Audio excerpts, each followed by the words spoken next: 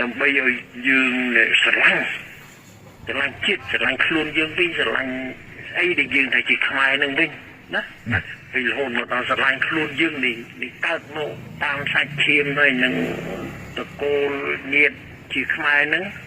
ដើម្បីឲ្យយើងស្រឡាញ់យ៉ាងហ្នឹងដល់យើងដឹង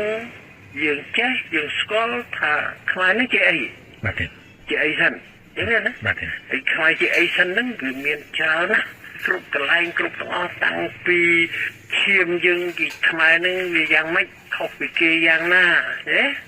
ហើយរហូតមកដល់រូបរាងខ្លួនយើងនឹងកិច្ចការដែលយើងអាចធ្វើបានមកប្រដាប់ប្រដាយើងធ្វើប្រើប្រាស់ហើយយើងស្នាដៃយើងតាំងពីស្លោដែកដំដែកអីធ្វើសម្រងធ្វើអីបាននឹងមុនគេយើងភ្ជាប់ទៅនឹងប្រវត្តិសាស្ត្រទៅនឹងមុន